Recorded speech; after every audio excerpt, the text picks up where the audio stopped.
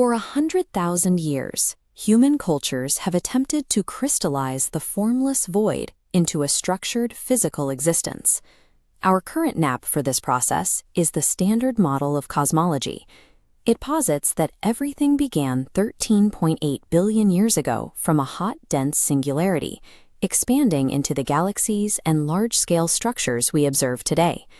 This framework was championed by the physicist and priest Georges Lemaire, using Einstein's general relativity to describe the expansion of the primeval atom. However, the premise of an objective, independent spacetime is increasingly at odds with our observations of the quantum world. By unifying ancient structural motifs with modern breakthroughs in relational quantum mechanics and holographic physics, we find that spacetime is not a static stage. It is an emergent property of quantum information. The classical view describes a reality that exists independently of an observer, possessing absolute properties regardless of interaction. But at the fundamental quantum level, this absolute reality dissolves. Properties do not exist until an interaction forces them to take a value. We can bridge this gap by applying two specific frameworks: relational quantum mechanics and the holographic principle. Our objective is to map the cognitive patterns of ancient creation myths directly onto the hard mathematics of these quantum discoveries. This reveals that human understanding exists on a continuous spectrum, where ancient intuition provided a structural map for what we now identify as quantum gravity. Comparative mythology categorizes creation narratives into strict logical types: creation from nothing, emergence from chaos, or cracking a cosmic egg. These are the foundations of geomythology, the study of oral traditions that encoded actual geological events into metaphorical imagery. The Norse myth of Fimbulwinter describes a 3-year unending winter that decimated the population of Scandinavia. This narrative corresponds with the 536 CE eruption of Lake Ilapongo. As this map shows, the volcano ejected 87 cubic kilometers of ash, blocking the sun and triggering a real global volcanic winter. Similarly, the oracle at Delphi claimed to make prophecies by inhaling the breath of a dragon from a chasm in the earth. Geological analysis of the Temple of Apollo reveals an active fault intersection directly beneath the floor, which released neurotoxic ethylene gas into the chamber. In the Pacific Northwest, the Klamath tribe told of a catastrophic battle between gods that caused a massive mountain to collapse. This matches the collapse of Mount Mazama 8,000 years ago. The tribe witnessed the event, preserving the data through oral tradition until modern geologists confirmed it. Since ancient humans accurately documented geological catastrophes as myths, their cosmological origin stories likely contain similarly robust structures for understanding the nature of reality. To find those structures, we transition from macro history to the microscopic world of Carlo Rovelli's relational quantum mechanics. Relational physics rejects that any object has an absolute state in isolation. A system on its own, like this single node, has no physical properties.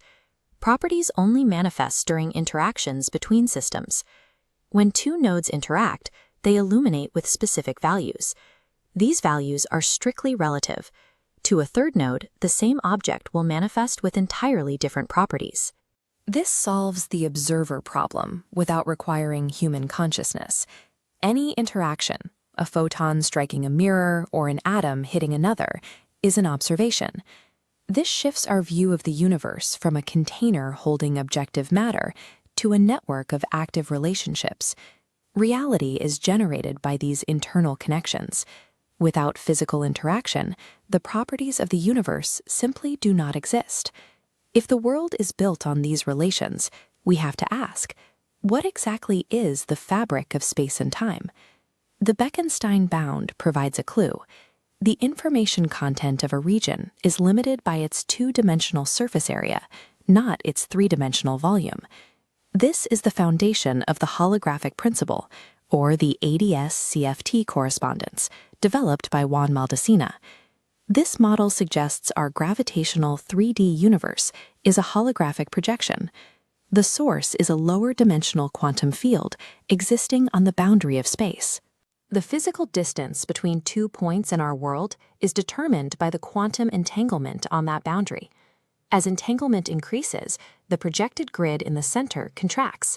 This means space-time is held together by information. If the quantum entanglement on the boundary is reduced to zero, the physical bulk of the universe literally tears apart. Space-time is not a pre-existing stage. It is an emergent property, continuously projected by the relational information of the quantum world.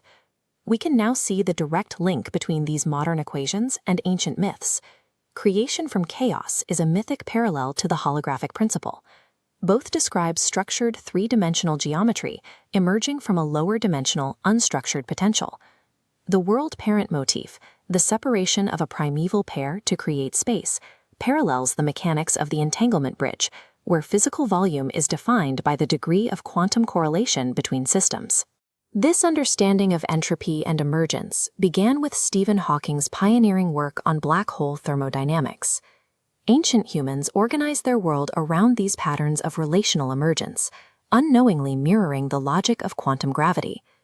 The difference between mythic intuition and modern cosmology is the language used to describe the same emergent reality. To verify this, we have to prove that our large-scale classical world is still governed by these underlying quantum relations.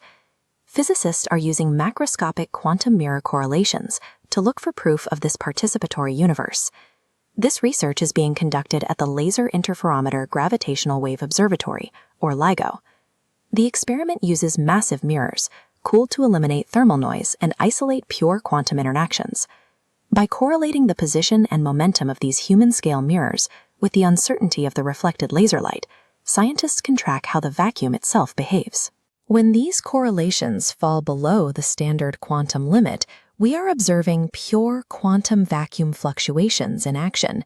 This clearly shows that microscopic quantum vacuum fluctuations are powerful enough to physically shift these massive 40-kilogram objects. This confirms the core postulate of relational quantum mechanics. There is no fundamental boundary between the quantum world and the classical reality we experience. We are not passive observers in a pre-existing universe. We are part of a relational interface that is continuously generating space and time.